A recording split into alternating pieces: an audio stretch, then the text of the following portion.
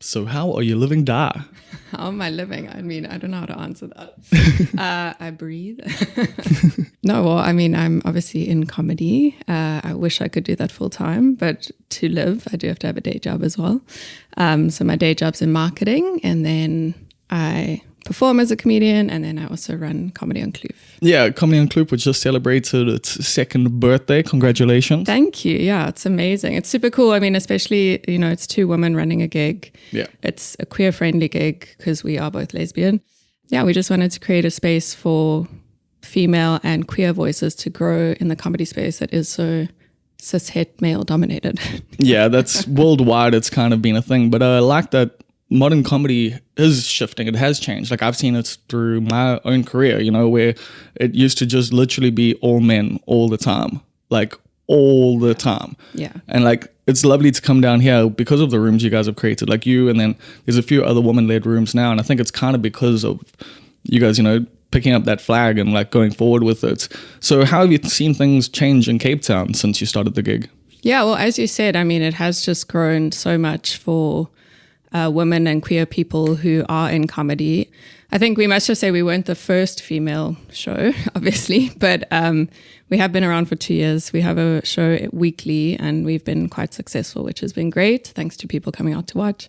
But I've seen, just in the past almost 4 years now, the number of women and queer people who are performing and, getting really good and coming up on the scene has been amazing to see. And like you said, there are other gigs now like Book Club and First Draft and a lot of the stuff Sophie does. Yeah, Sophie does a lot of stuff too. She's great. But those have all grown and continue to grow because I think it's not only the comedians who want to change, I think it's the audiences too.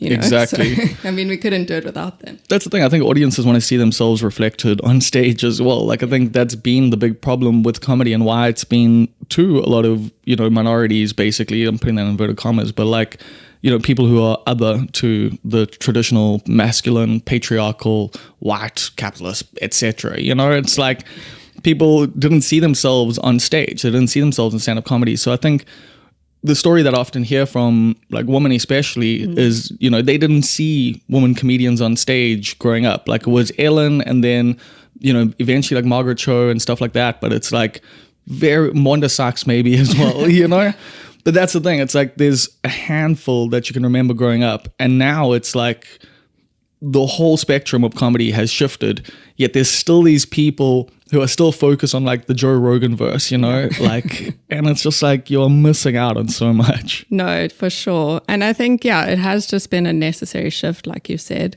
I think there's only so many jokes you can listen to about people's wives when it's a man saying it. It's funny when a woman's doing it.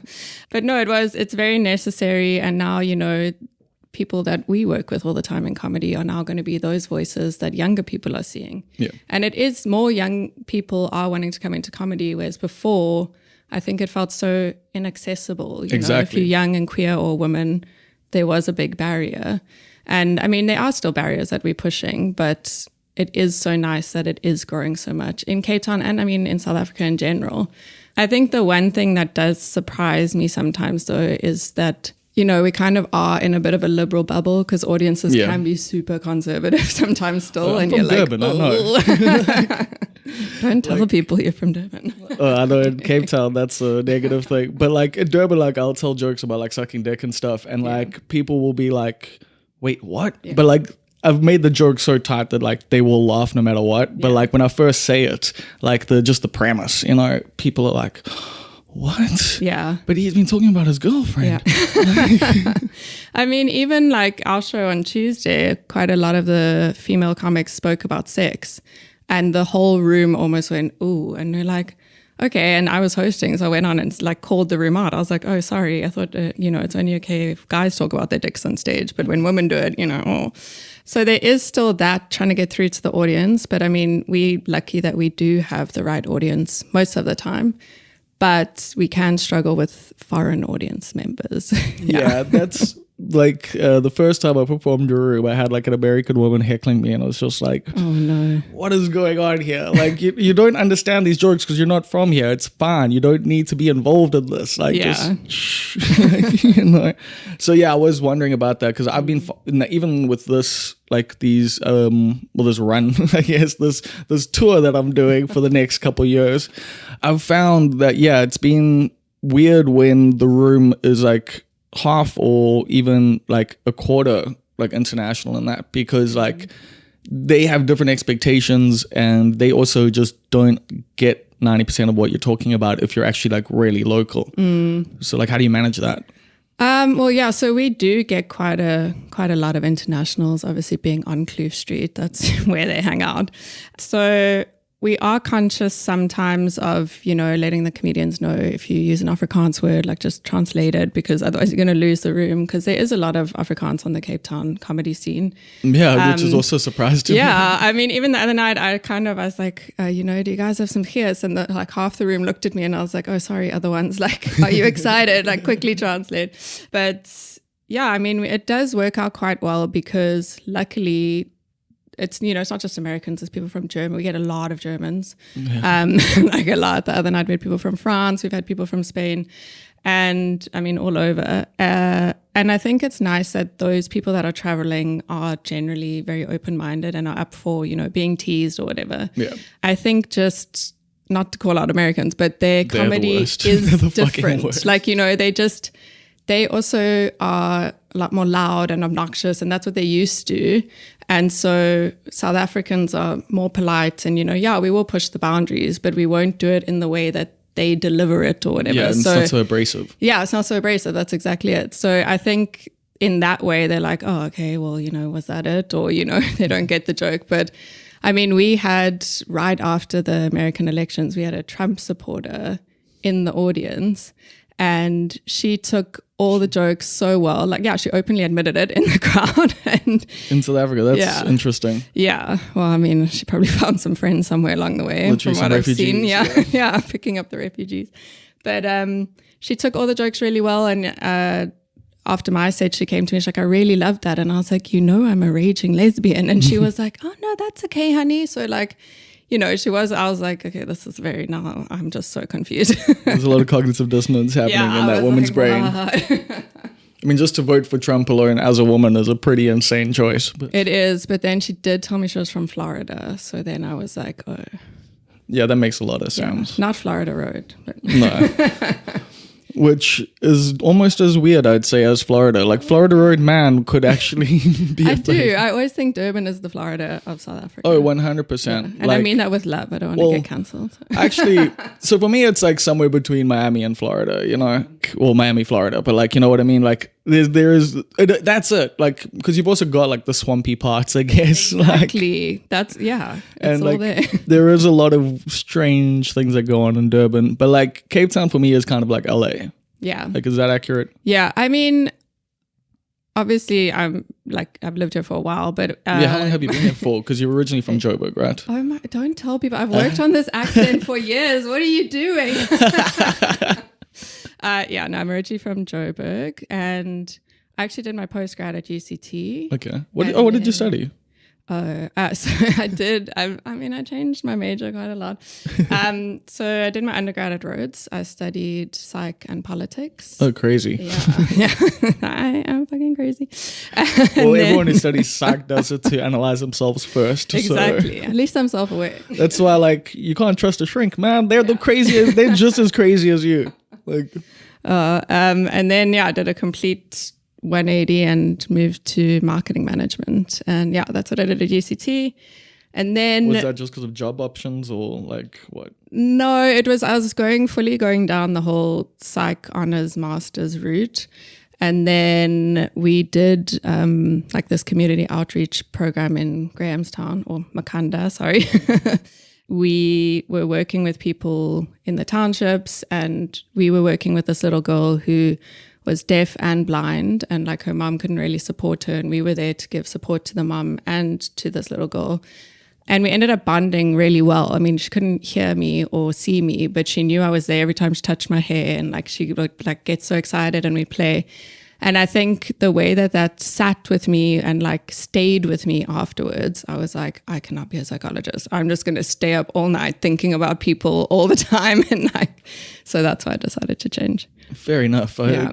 I get that, like self-preservation, Yeah. in some ways. And like, I do wonder with people who can get into those type of things, like doctors especially in that, it's like, they have to be able to detach, and like that to me is also scary. It is, yeah. And I mean, I've dated a few doctors in my time, not on purpose. It just happened. Okay, community's small, but yeah, I've dated a doctor who couldn't detach, and so the hospital was there at home with us every night, and it is difficult. Yeah, it's some trauma, PTSD, proper shit. Like, yeah. But at least it gave me material. She'll be okay. I mean, that is the tragic thing about like being a comedian, is like your whole life you do just see it in like a very fucked up way. Yeah, because everything is just like, okay, I guess I can get a joke out of that. No, exactly. but then you're also telling your trauma to people like every night, to the point that like it no longer matters to you. Yeah. But like, do you ever get that vibe? Like, especially I imagine, because we'll get into now, well, just now, or now, I guess, because I'm about to bring it up, the stroke, like you had a stroke, and like you do talk about it on stage, but like I can imagine just processing all of that and trying to find the funny in it must have been quite a process. Yeah, I mean, so I was literally in the hospital bed cracking jokes, and my friends were shouting at me, being like, it's too soon. Like, what is wrong with you? Yeah, at least your brain was working. Yeah, exactly. And then I was like, I can talk again. Like, come on. No, but like, I've struggled with that a bit because I am making jokes about it, but I don't think I've actually processed it properly. Yeah. And I think, I mean, I'm doing well. I can walk again. I had to relearn to walk, and it was traumatizing. But I think I'm just one of those people that I need to get through something, and then I'm fine. And then like, that's not the best way to deal with things, but I got through it, and now, I'm making jokes about it, and it's super, for me, is therapeutic in that way. But I think, deflecting with humor can also not be great for you. Yeah, it's like, like with stuff, like, so I've got like so many things on the go, like with comedy and that, like in terms of like, I've got this idea for a show called The King of Marpia, which like is because a friend called me that once and now he's dead, so I have to call it that. So it's like, but a lot of it is just dealing with like the fact that like, I can be really short-sighted in that. And like, also just like, the way that like I haven't dealt with a lot of things properly in that. But it's weird because when you're making jokes about things, you do kind of remove the reality of the situation. Like, you don't tell the actual truth, like a lot of the time, because like, you do, but like you don't actually tell people really how you're feeling, because then that's just a bit of a bummer. Yeah, exactly. Yeah, then you'd become a motivational speaker. Hey, which some comedians have. Like, oh, yeah, let's not get into that. I've already gotten enough heat for giving shit to that guy. He's an op. But anyway, so the stroke happened last year? Yeah, it was last July. I think it was the 2nd of July, if I remember correctly. And like, so I like have been pretty close to this because my gran, like when I was, so long story, but basically my grandfather had cancer, and then during COVID, my gran got hit by a car, so I went and lived with them to look after them, and then he died, and then I was living with my gran, and then she had a stroke whilst I was there, and it was crazy to see, like, because people go completely mute, and you don't know what's happening, and like their bodies are like freaking out. So is that what happened to you? Yeah, I think, well, so there are different types of strokes. Mine was a major stroke, but I was lucky enough that I'd like, mine started with this weird back pain. And so I'd gone to physio, and the physios were like, this is not a muscle, it's completely neuro. And they were trying to get me in with a neurologist. So like a blood clot kind of thing? No, well, they were just wanting to get the nerves checked. And then luckily I had really good physios, and they phoned me often, like while they're trying to get hold of this guy. And they phoned me the morning I had my stroke. And then I said, listen, this numbness is moving up my arms now, my face is going numb. And they were like, get to casualty right now. And so, I went off to casualty. And then my major symptoms hit me when I was already there. So I was pretty lucky with that. I mean, that is like, first off, you've got a physio. Is this from all the hacking, or like? It's from carrying all these women in comedy. No, I just I'm hypermobile, which is like a fancy term for double jointed. So it just affects your It affects your limbs a lot. So I have just always had to go to physio and buy kinetics and have ops and things like that. Oh, so, crazy. Yeah. I've never heard of never met anyone that's like had that except like as a kid where like people could like, move their arms around like and stuff like that. Yeah. Were you one of those kids or? I think I didn't know at the time. Okay. I think I'm one of those adults if you ask Oh, any of my exes. So that's on the Tinder profile, right? Like, okay. And then the process, like, so you went through it and that, and then, what was the process of coming back from it? Because obviously having to relearn to walk and like, I mean, you seem to have done it quite quickly. Like, yeah, I was lucky. So I was obviously in hospital for a while and I had neurophysios that were there. It was cool because they touched me and I put it through Discovery, so it's free and ethical. But no, they were great. And I didn't even understand when, like, I'd heard of people relearning to walk. I thought it meant you'd forgotten to walk, but you don't. You know what you're trying to do, but your brain isn't sending the message. Yeah. So, I'm a bit dumb, so I didn't know that's how it worked. And it was quite frustrating. It was jarring. Like the first time the physio was trying to get me to move my hand and I couldn't.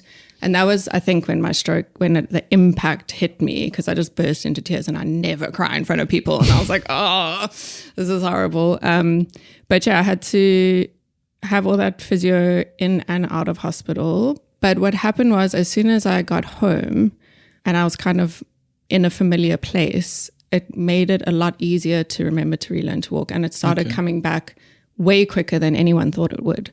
So I was mobile pretty soon after my stroke. And I just had to go for physio. You have to go to a neuropsychologist. And my executive functioning was I failed every test. And I was like, oh. And then I was saying to doctor, no, I'm fine to go back to work. She was like, are you actually on tick? Like, no. And then I ignored the doctor and went back to work too early. And I was like very slow with things. But my job was super understanding and kind about it. So then I took a little bit more time off and went back when I was ready. And luckily I did recover very, very quickly, which was nice. You obviously read up on it and that and probably were quite worried because like I've seen for myself, so my gran had another major stroke when she was in Joburg with my mom, and now she's like has to use a walker and stuff like that, and like her left arm like isn't as mobile, so she has to like do a lot of physio and that, and then also like every day like has to play these different games and stuff like that. Just to keep the mind going. So I had to do a lot of that, and then graduated rehab with the physios, not the drugs. And that was a really good feeling. But I'm a big trail runner, and I haven't been cleared to trail run again yet, and now it's 9 months later, so it is a struggle with those small things. But at least I can hike. I do get like this really intense back pain if I exercise too hard, but I'm like so grateful that I can walk and do things that it's like, okay, then that's enough for me. And hopefully as time goes on and you build strength and stuff, like, and your body gets used to things again. Exactly. So, but you are, is that why you moved to Cape Town? Because you're an outdoorsy person? Because you love, because from your Instagram, it just seems like you're always on a mountain somewhere. I thought you were going to ask me if I moved to Cape Town to have a stroke. No, I would assume that would happen more in Joburg than here. It wasn't really my plan.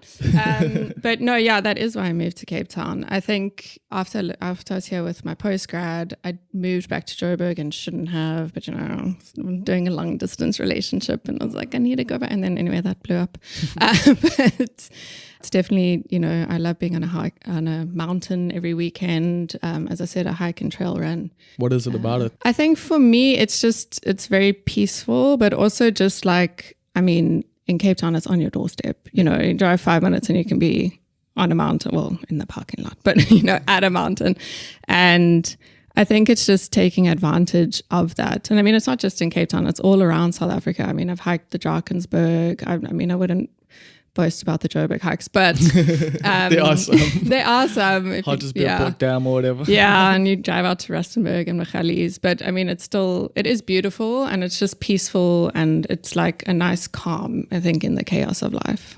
So it's your little safety net kind of thing, or like quiet place basically. It is. And I think it's so nice to just get a group of mates together and you feel like you're exercising a bit. So it's fun. Yeah. And then I see you've tried to you have been making like content about like exploring Cape Town and stuff like that. What's the impetus for that? I think, so for that, I did a thing with Cape Town Mag. I saw that. Yeah. So did they like weekend takeover? I mean, when they asked me, I was like, are you sure you have the right person? But I think it is just that thing of, I like to kind of take everything in and try new things and do new experiences. And so I try to get out and do that as much as possible. Obviously, like within reasonable budgets, because you can't, some things in Cape Town are fucking expensive. Yeah, that's the thing. There are like some nice cheap options though. Like my girlfriend and I went to Chart Farm and like picked roses, and it was like $100 for like 10 roses. I know. Like, it's such a sick vibe. Like, It is cool. And I think, like I said, just, I don't know. And I was like this before my stroke, but I think post-stroke, I'm more, I don't know, more of it. Like yeah, being like, I need to go out and do things while I can. Yeah. Yeah, I'm still like with that.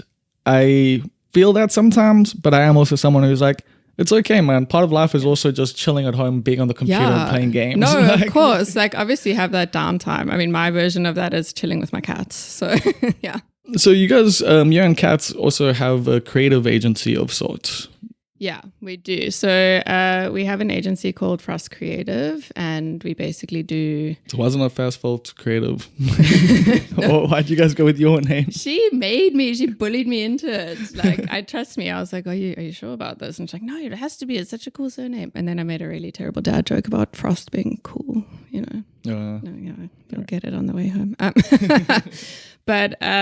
Yeah, so we have an agency. We help people with branding and websites and social media, SEO, classic white girls starting their own business in marketing.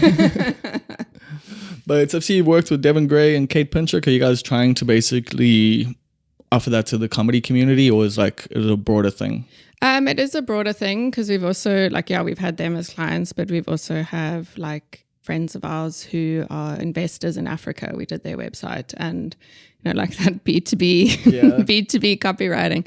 So we have quite a range of stuff, but we do generally work with creatives. And we've got some new clients coming in who are also, in writing or directing. But we offer the services to everyone, But then what's the process with that? Like Kate comes to you. What do you then do? What questions do you ask? How do you build this thing? Is it full branding package or whatever? So some people already have logos or some kind of brand kit they've had done along the way. Other people start completely from scratch. So it depends where you're at on that kind of spectrum. But for logos, some people you're like, oh, do you have an idea of an icon? And they're like, I don't know, just black and white something. And you're like, okay, cool. We'll just tap into your brain. But we do with websites generally ask people for references.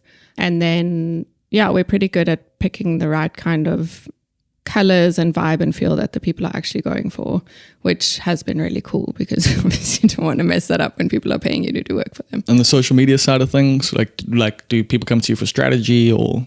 Yeah, so it's anything from strategy to just, creating posts for them. Some people just want copy, some people want reels. It really depends on what their needs are. Some people also want everything and you're like, you're selling insurance. Just relax. No one wants to see you on TikTok. Literally, but that's the thing. They're not willing to pay for the creative that makes it worth them being there. So it's exactly. But even that, fuck it. I don't want them there. I'm not even on TikTok and I don't want them there. So then question, why don't you have a website yourself? You're offering these services and I couldn't find the diefrost.co.za So we have a Frost Creative website. I know that. I'll check that out. But for me, actually funny because Kat brought that up. She's like, you need a website. And I was like, I don't need a website. No one knows who I am. But now I think a lot of people assume that, social media is enough. But if you're wanting to, get booked for bigger things or just, I don't know, maybe you want to write a blog or have a newsletter or whatever, you would need a website. So thank you for calling me out right now in real time. No, I mean, it's a thing that I've done, myself for years. Obviously I see what Kat's skills are and I'm like, fuck, maybe I need to chat to you guys. But yeah, I find it's quite valuable for me at least, it's a space where it's just to keep everything, all the interviews, all the different things I've written, all the podcasts and everything like that. And then for me, I just today, and yesterday, busy looking for Difrost like stuff. It's like all on Instagram, and I'm just like, where's the, you know, profile? Where's the bio? No, I mean that does need to happen. And I think especially now what I'm seeing with a lot of the new comedians, they're also actors. And so they would need things like show reels and somewhere to put all of that stuff. And like, yeah, you can have it on Vimeo, but you know, does look a bit more professional if it's on your website. It does. And it's also just SEO stuff. And like, you just don't want to be sending people to stuff you don't own, basically. And like, even though these days it's so hard to get people to come to your website because like every fucking social media site just buries links. So it's just like, you got to find sneaky ways to like get people on board with going to a website and listening to a thing. Clicking through is like the hardest thing. Yeah, exactly. So you want to have a site that people are actually going to be on. Yeah. Or else it's just a waste of money. Why did you start comedy? Ooh. Was it a breakup? No, it wasn't a breakup. I think, you know, growing up as a closeted lesbian at an all-girls private school. So you were closeted throughout school? Or? Yeah. Okay. I mean, I'm old. So like when I was at school, it was like very much not, you know, you weren't allowed to take a girl to metric dance, even if it was a friend. Like it was, you know, that was the vibe. Yeah, and I can imagine in Joburg especially. Like. Yeah. And I mean, an all-girls private school is tied to religion as well. Yep. So it was all like Catholic. Yeah, but I mean, now I went for a school reunion and they have like a queer committee or something. You know, like they really are. The schools have changed with the times. Yeah. And I mean, even my cousin, she's much younger than me. In her school, there was a trans boy. Obviously female to male, and the school was very accommodating about it, and I'm like, that would never have happened when I was at school. So. No, like I had teachers like, you know, calling me gay and stuff like. Wow. Yeah. I mean, back in the day, like calling someone gay was insulting. And I mean, when I was at school, like obviously all our sports coaches were lesbians and dating each other and everyone knew, but like, you know, it wasn't like an issue. It's just like, oh, okay, well, you know. Just don't ask, don't tell kind of thing. Yeah. No, I mean, I think everyone knew and it was fine. But I think for the girls, you know, you had to, I mean, my year at school was the first year they didn't do the Deb's ball, which was like debutante's ball, where you have to go in a white gown because you're a virgin, and that, you know, and that was like revolutionary. That my headmistress was like, we're not going to that. So I think it was just a different time. And then when we went back, were there like more queer women like then, like at the reunion? Were you guys all like, No, there weren't. But what I found out was that my closet door was made of glass because everyone was like, yeah, we knew the whole time. I was like, well, if you just told me. Yeah, I wouldn't have to have these beards called like Liam and shit. But yeah, so I think that parents' divorce, just a generally not, like I had, you know, I didn't have a terrible childhood, but it wasn't the best. Yeah. And I think, just that I thought the trauma made me funny.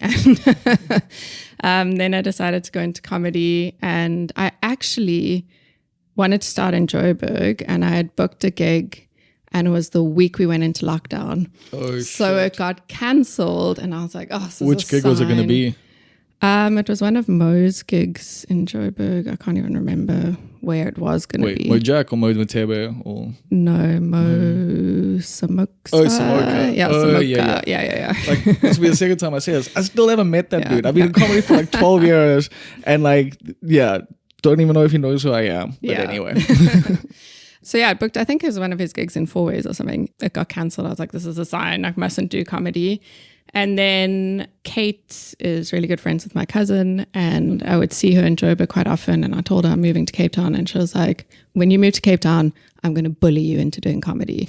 And I was like, haha, okay, whatever, Kate. And then when I got her, she's like, cool, so I've booked you at Rascals in 2 weeks' time. You need to write something. And I was like, okay.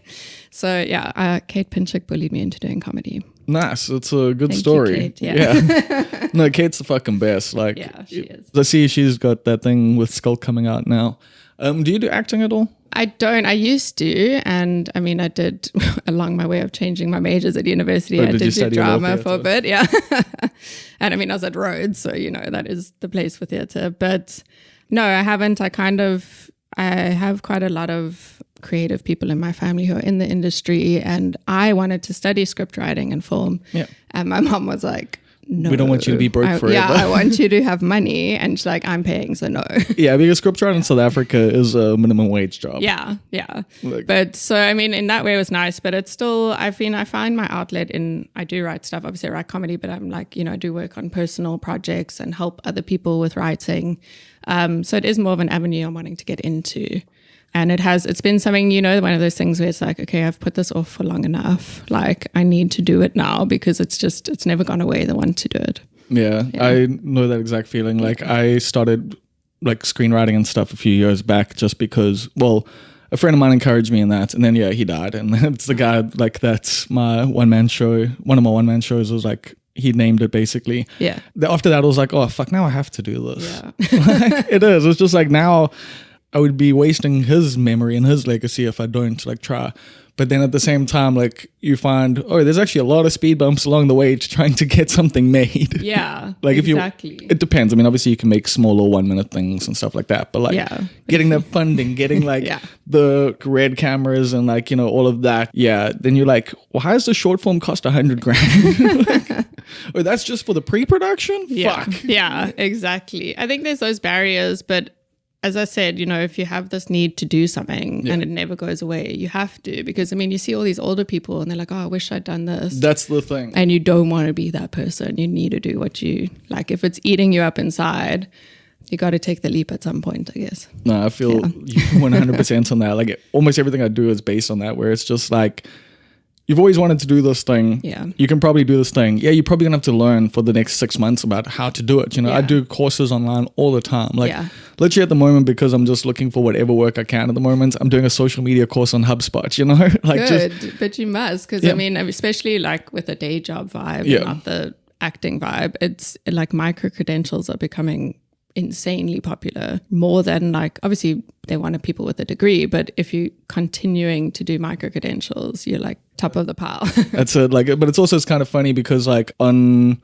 LinkedIn I did like a WordPress course of that, but it was just like, I know all of this already. Yeah, exactly. But the social media one's kind of cool because it's like, I can use these strategies for myself. Yeah. And like that's what I'm trying to do at the moment. But it's also like, you're at least lucky in that you have like a partner with this stuff, but like being a one-man show is quite difficult. And then like, how do you guys divide the work actually? Because I know she's more of the UX and stuff like that, and the web design, and then are you more of the creative, or do you guys split some of that work? Yeah, so I'm like the strategy copywriter person, and then Kat's the design, and then I send her terrible mock-ups of an idea I have in my mind, and then she will somehow make exactly what I have in my head, but way better, because mine looks like it was made, I don't know, in word art or something.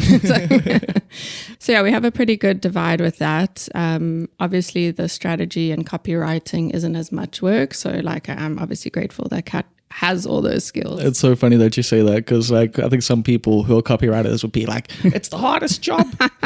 I know words. I have the best words. I can't do a Donald Trump voice. But yeah, I mean, we're lucky that we have that split in that way. And I try to pick up the slack on things with like video, and then Kat's like, no, I'll do this later. Because she's good with that stuff. I've noticed that with the comedy on Kloof stuff. Like your guys' branding and that is top notch. And like, could you tell me what she uses? Is she doing DaVinci Resolve stuff, or is it like just really good with Canva? Like, definitely not Canva. Yeah, okay. So Kat's a developer and a designer, so she knows the whole Adobe suite. products. Yeah, so it's different stuff all the time. I do know the videos on After Effects. Oh, that makes so much sense. Because the rendering takes 100 years. Even for those little 30-second clips. Yeah. I'm finding that with DaVinci Resolve at the moment, because another thing I'm busy learning at the moment, because I'm like trying to make my own stuff, like especially with the podcast, because it's audio only, and like so much of stuff's gone visual nowadays. Yeah. It's like I'm trying to learn how to like make better things and that. So I'm learning how to make motion graphics and this and that, but it's taking so long. So I'm just like, okay, I'll just go to Canva quickly, do this, do that, do that. Okay, cool. Looks good enough. But like in the background, I am still like trying to learn. But I'm also like worried sometimes that like, but trying to learn all these different things, I don't get good at anything. Yeah. You know? Yeah. And I think that's the thing. It's also when you are trying to learn so many things, there are some that go unfinished, or, you know, you give up, or there's a new idea. But I think obviously now everything's video first. So, but luckily, I mean, if you don't have the time to learn DaVinci Resolve or, you know, that kind of thing, there are things like CapCut that just do help it, like make it so much faster with templates and things like that, and even TikTok. So you can edit things in app and they can still look professional, which is cool. Yeah. Pro tip, by the way, if you want to get rid of that CapCut logo, because I know they put it on the free thing, you can just do it on your computer. CapCut on the computer is actually fantastic. Yeah, and exactly. It is nice. It doesn't add the logo, because that's what I just did. Like, that's what I'm using at the moment for the transcription stuff and like the text on that. So like I make I've made the visuals basically in Canva and then transported it across, added the audio, and then do the transcription. Yeah. And there we go. Like, we've got some content, but this is how you get the show. But that's the thing. It's like things have just shifted so much, because before it was just, you could just post a picture of like, I'm with this person. Yeah. And now it's like, even if you do all this stuff, the algorithm can just bury you because you said the wrong word or whatever. And like, I'm still like one of those people who hate censoring swear words. Yeah. And so like, I put it out with the swear words. And I'm like, am I fucking Maricha over here? Yeah. You know? Now you're gonna have to beep that out. Well, this is not going on the social, so we're good. Yeah, I mean, I think it is very different. And yeah, the swearing thing, I mean, if you have an ad, you have to block it out type vibe. But in general, if you have other content, like a set, and you swear in the set, then people will be receptive to that, because it's where you would expect to hear swearing. You know, it's when you don't expect it that you're like, oh. And I know especially Meta does censor ads that they won't approve your ad if there's no beeps. Yeah, but the cool thing that I found yesterday is they can beep it for you. Yeah. Like, they actually, like, if you do their transcription, like, they'll beep it for you. And I'm like, I guess this is a decent compromise.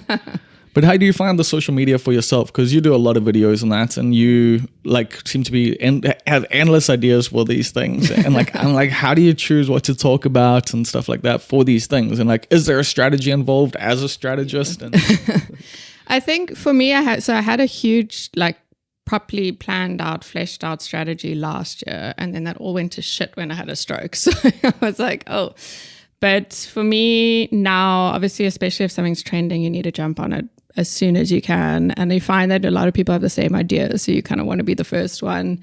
But yeah, recently I have been slacking with that stuff. I think I just wanted to get on top of getting back to work and like seeing friends again, because that's also like, but it's also, you have like 3 jobs recovery. So. Yeah, I mean, I'm busy, 3 jobs, 2 kids, they're cats. But yeah, I think a strategy is important. You know, you need to know what kind of content you want to make. And I have, like you said, I have endless ideas, and I have had an idea for something new, which will hopefully be coming soon. But I think, yeah, you need to stay true to yourself. Whatever you do with content, stay true to yourself. Otherwise, it's just not going to be genuine. And you're going to be upset if people aren't receiving what you think they want. And wherever you are, you will find, it's the same with comedy. Wherever you are, you will find your audience and people who will be receptive and think the same and get your humor. And you'll also find people who won't. And I know recently this came up in a group chat with female comedians about comments or like hate comments online. And for me with that, I think, I don't know if it links back to what we were talking about earlier about like deflecting with humor, but I'll always like try and joke back with them. Or if they're like, oh, that's terrible, I'll be like, oh, thanks, it's just for you, you know, like, and then I know that a lot of people, you have to have a thick skin for it, and a lot of people don't. And I think there is that aspect. There's the ugly side of social media, and especially if you land up on the wrong side of social media. Yeah. Which women and black people get way more hate than that. Yeah, exactly. And I'll get some people in the comments, but like, yeah. And I think, yeah, with women, obviously it always immediately goes to appearance with hate comments, even if they're being funny you know. When I see people doing that, like I go to their profiles and stuff, and like I start like screen grabbing and being like, this is you. Yeah, I love that, yeah. Fighting the good fight. But yeah, I think you have to have a thick skin with when it ends up on the wrong side. Luckily, I haven't really had that happen to me. But yeah, I think just whatever you find funny, other people will find funny. Not necessarily everyone, but as I said, you just got to be authentic. But how do you deal with it when like something you think's funny just doesn't pop off? Like, because I have that sometimes. I have a mental breakdown about it.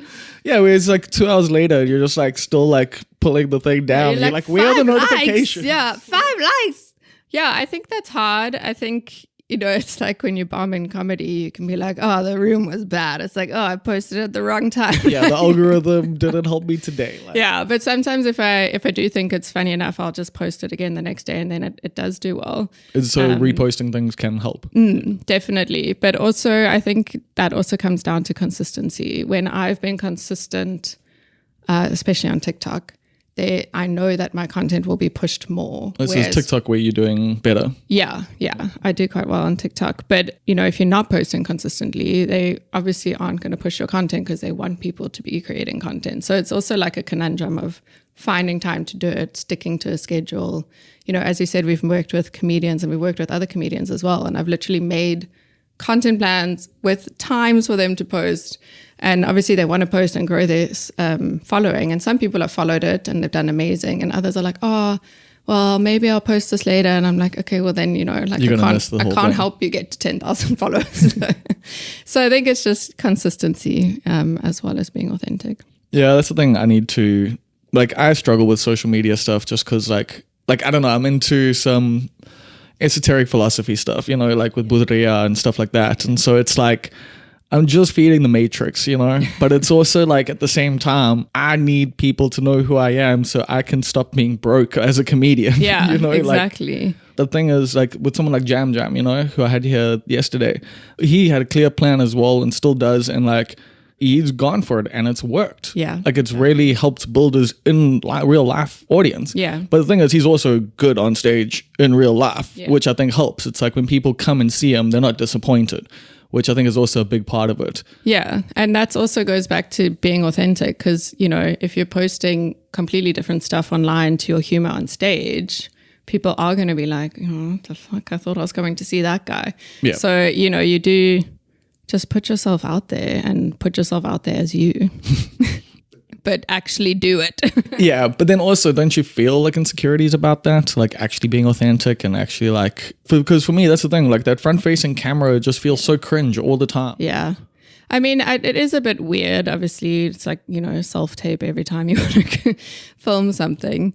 But I think if you know that something's funny and it's going to work, you just have to go for it. And I think that's the only way, despite the insecurities, despite that voice in your head or in the comments, you just have to go for it. And like you said, Jam Jam did that and he's done amazingly. And Celine as well. It's people are growing all the time. Yeah. Yeah.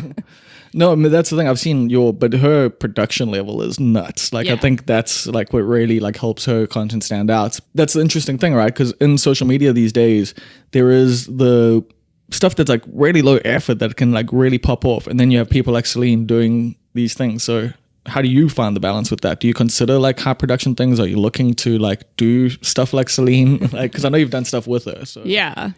I mean, I can't sing, so I wouldn't do that to anyone. But I think, it doesn't have to necessarily be the highest level production. Obviously Celine does amazing things, but you can kind of find a middle ground, record on a camera instead of a phone or those kind of little set up a ring light. yeah, exactly. I think I have considered it. I don't think it's a necessity though. Obviously you don't want how they say it's always the low quality vids that do well, but it's, I mean, at the end of the day, it is actually what you're saying. It doesn't matter what kind of effort, or obviously put in some effort, but I mean, you don't necessarily have to have a crew and production and all of that stuff to make something good and impactful. Yeah, because I mean, just speaking of Jam Jam, you see him just walking down the street and that gets 100,000 views, and then Celine's putting in days of shooting at that and it's the same amount of views and it's just it is interesting, but obviously each to their own. And I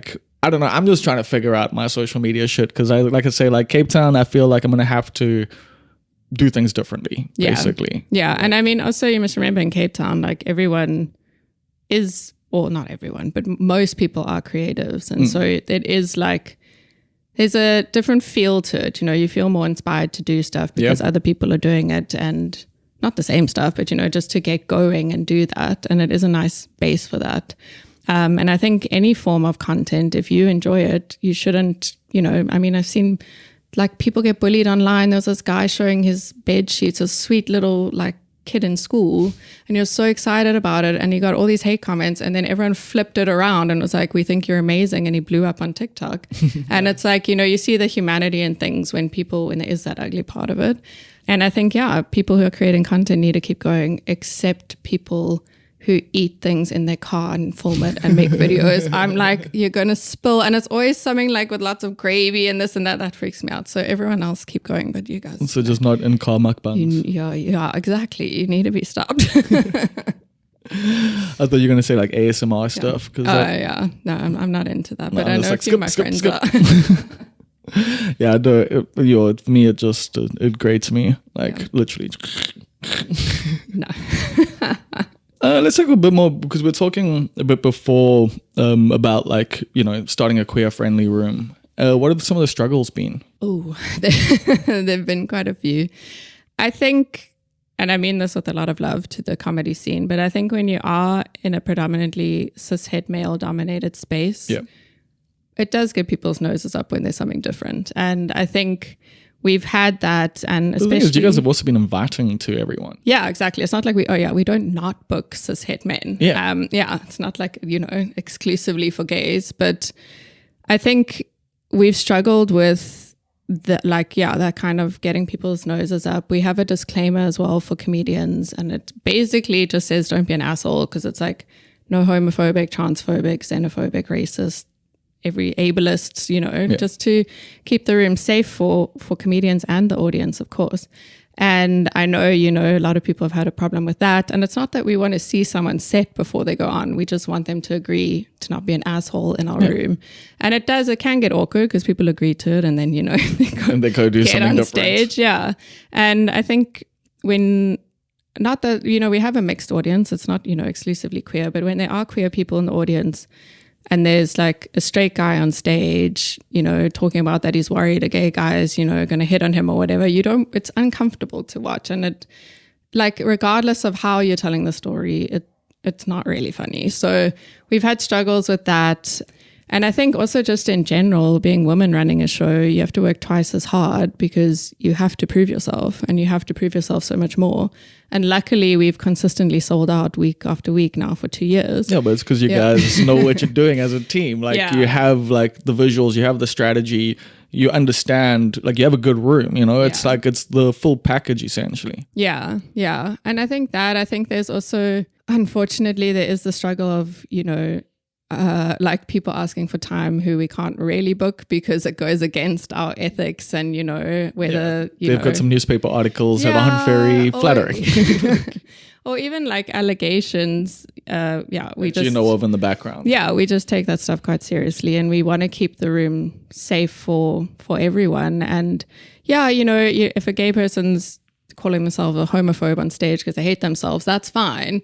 But you don't want someone like openly transphobic doing a whole set, like Dave Chappelle wouldn't have 5 minutes at Comedy on Kloof. So nice. Like no drop-ins from Dave Chappelle. Yeah, don't call us. No, I mean, I feel you then. Like, I like that because in Durban, when I used to run the Winston, struggled so much with trying to create a room that was safe for more people, like because of just the whack shit, just the misogynistic stuff, to start with, and then the homophobic, transphobic, etc. And they don't think they're doing anything wrong half the time, and it's like trying to explain to people like, this is why there's 5 people in the audience. Like they don't want to come here because they think the things you're saying are whack. Like exactly. It's like the audience has changed. The audience has changed, and I think also just in terms of keeping queer and female comics on the scene, because the scene itself between comics can also be an unsafe space. Yes. And we were talking a little bit about that beforehand. Just that's a big issue I have in South African comedy is like, I'm not a part of the bro code, like I see something, I say something. Like I'm so sick and tired of people fucking like protecting people, or not even just protecting people, still booking them despite knowing like stuff that isn't even just conjecture in the background. It's stuff that like is being put in newspapers. It's stuff that's like public. And you still see these guys getting booked, and it's all swept under the rug. And anytime you bring it up, people are like, oh, that was a long time ago, bro, or like shit like that. So it's just like, Yeah, I admire you guys for like doing the hard work, really. Yeah. And I think also just like on our disclaimer, it's for the audience, but it also, there is a little clause that says, you know, this extends to how you interact with comedians in the room, because unfortunately there are still weird things that happen. And it's just, you have to, if you want to build up the scene with diversity, there needs to be a space that can happen. And how do you find like the queer audiences are finding things there? Yeah, I think that they are enjoying it. There's obviously not just our show anymore. We were like one of the first, but now there are other shows. And I think it's nice, like, as you said, that representation, seeing yourself on stage and just being able to laugh with people who get it or, you know, relate to an experience. It's been great. And I think, as I said, when some people get on stage and then don't follow the disclaimer, we have obviously had complaints about that, and we've addressed them with the person who's complained and the comedian, and we take that very seriously because like we don't want people to be uncomfortable. It's okay, so this is kind of what I was going to get to just now. It's the thing that people would like always argue with me or whatever. It's like, oh, it's free speech, bro. You can't like tell me what to say, you know, this to everything else. And it's like, for me, it was always like, I don't have to put you on stage. Like, you can go say your jokes outside if you want. Exactly. You know, like, I'm not stopping you from saying what you want. I'm just saying in this space, like, can we be, like, if you're going to tell jokes about these, topics, maybe think about it a little bit. Maybe actually consider it. Because that's the thing, like, there's, you know, like, Robbie's got a joke where he talks about the, you know, South African soccer team, the women being lesbians and that. Yeah. And, like, everyone laughs and everyone gets it, and everyone's like, it's not a slur. No. He's not saying it's a negative thing. It's a really good bit. Yeah, exactly, with the shield and everything like that. And that's the thing. I think so many people don't take the time to actually make things funny, I guess. Yeah. Like, and it's just like their bigoted fucking opinions. And they're like, this is a joke. Yeah. Yeah, I think it is like finding that balance. And I mean, for us, obviously, it's our room. So like, if we don't agree with what you say, as you said, we don't have to book you. Yeah. But then you've also had like a lot of international comedians come through who've been some of your favorites. Sure, we've had so many. I think a highlight was definitely Craig Robinson. Yeah, obviously. I think his trip here was very rewarding for a lot of people. Like, I've got a good like chunk, like, you know, of material because of him being here, like, and me being here at the same time. So so he was great. And then we've had quite a few female comics, actually. One was from Kenya. I cannot remember her name right now, but she's really, really funny. And I'm trying to think. Oh, we actually had a guy from the UK on Tuesday, and he was like asking me before, he's like, what are South African audiences like? And I was like, listen, they can be a bit conservative, but, you know, I'm sure you'll manage well. And he had really dark humor that he told me didn't work in the UK, because I was like, dark. That's interesting, because UK, like, you know, I keep getting told, like, you would do so well in, like, the UK. Like, literally, people from the UK are always like, because my stuff's, like, dark and heavy. So that's weird that he's too dark for the UK. Yeah, but then he did it here and people loved it. So I think it's just, like, as you said, like, Robbie can make a joke about lesbians because it's funny and it's, like... And it's not said with hate and maliciousness at all. No, and it's so relatable to lesbians. Exactly. You know, like Robbie is a raging lesbian. But I think it's, like you said, that understanding and the way you deliver something and the... empathy, man. Yeah, the empathy, exactly. And also, I think especially male and female white comedians often can't think past their experience of something. So yeah, it might be funny to you, but there's like a serious, like, maybe socioeconomic impact on it. So then you're like, okay, well, you know, take the lens, you know. Yeah, white comics and their jokes about fucking beggars is like, for me, a thing that I immediately walk out the room. Yeah. I'm just like, why the fuck are you making fun of someone who, like, literally could be dead tomorrow? Yeah, exactly. Like, they could die from cold on the fucking street. Yeah. And here you are busy, like, making fun of the gestures they make or, like, some of the things. And, like, once again, I'm not saying you can't make jokes about homeless people or homelessness and that. I mean, there's homeless people, or people who used to be homeless who are comedians and, like, talk about it and that. I mean, there's people who've been on this podcast who've lived on the streets and, like, you know, have good perspective on it. But to me, it's just, like, the punching down thing, like, essentially, when it's like, and I don't think that that's the thing about the topics you choose. It's about the tact you take. Exactly. Like, you know, it's about the whole approach that you take to this thing. It's like, you can discuss anything in the world in stand-up comedy. Yeah. It's just finding the right, like, lane, I think, is, like, this struggle, really. Like, that's the job. Definitely. Yeah. Yeah. And I think that's where kind of the art of comedy comes in, rather than just being someone who's funny in front of their friends. It's like, you know, you need to have like an open mind. You need to have a lot of perspective on life, and you need to craft good jokes and not just tell a story of, you know, when some guy came to your window. It's like one of my favorite bits about it is Bill Hicks, where he talks about seeing a homeless guy on the streets. Like, can you believe this guy asking me for money? Like, or asking me for the $10 my dad gave me? Like, yeah, exactly. So that's like a good take on it. Yeah. Yeah. But anyway, we're censoring people. Okay, so we are heading towards the end of the show, which means I've got to ask you the question I'll ask everyone. What is a big mistake that you've learned an important lesson from? Oh, like in comedy or in life? You're the second person to say that this week, but like both, you know, it's like they can be the same thing, it can be different. Like just something that happened that you're like, or that you did that you're like, okay, so we're doing things differently now. Well, first of all, I'm a Virgo. I don't make mistakes. No, I'm kidding. I think for me, I would have to relate it to relationships. Sure. Yeah, I think yeah, I relate there. I've had a lot of them. I think just, you know, it comes with that self-awareness. Even if you think you're self-aware, you know, you still aren't perfect. Mm-hmm. And I think for me, a lot of my learnings have come from seeing myself in a relationship. Obviously, you only look at that afterwards. Yeah, and you see just how shitty you were. Yeah. You're like, this person sucked. They were so... And then you're like, wait. That was me. Wait. Fuck. Yeah, that sounds like I'm a terrible person to be with. Yeah. Yeah, so it's those learnings. And I think now just learning to like check yourself during a relationship. And I mean, I've never been someone to victimize, but, you know, knowing when you are in the wrong and apologizing, or, you know, working through things as a team and not against each other. It's just that kind of checking yourself in a relationship. Even if your partner is being shitty, you also need to look at yourself and be like, well, maybe I'm not being, exactly. And I think so from those learnings, it's helped me know what I need to work on. And I'm still conscious of that, like, you know, in my relationship now and, you know, with friends and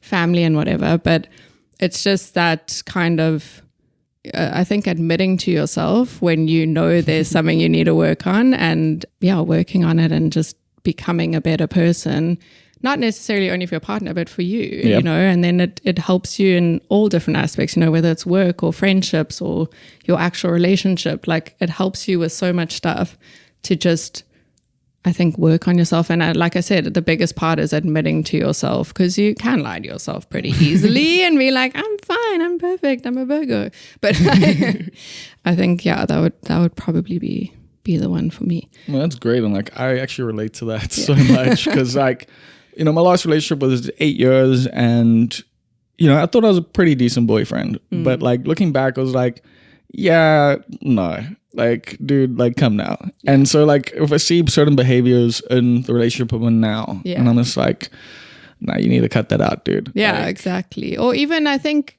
you know, it could even be that you're like, oh, I'm doing all these things for this person. I'm giving them this and that and that. And it's like, okay, but maybe they're not receiving them. That's not what they need. So it's also, that's a huge part of it. It's like, you can give your all to someone, but if you're doing it wrong, this is exactly what happened. They're not gonna get it. This is exactly what I think happened between my ex and I. It's just like, we were both trying really hard, you know, but like weren't giving each other the things that we needed. Exactly. Yeah. So, and I think with needs and things, it's like, okay, cool, we can talk through this. I can tell you my needs. And if it doesn't come naturally to you, you can put some effort into it. But if it's something like the way that person receives love and you're doing the way that you would receive love and they don't connect, that person's never going to feel loved by you. So it's going to be like a whole cycle of like, you know, I don't feel loved, I'm unseen and unheard. And it's like, but I'm doing this. And it's like, no, you're not actually doing what they need. So that's the... Damn, you just like rate me for filth there. Mic drop.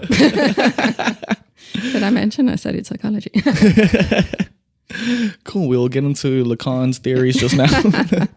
Anyway, thank you so much. This has been really dope. Yeah, thanks so much for having me. It's been cool. I'm keen to do your room a bit more and hopefully learn to play those international people a bit better.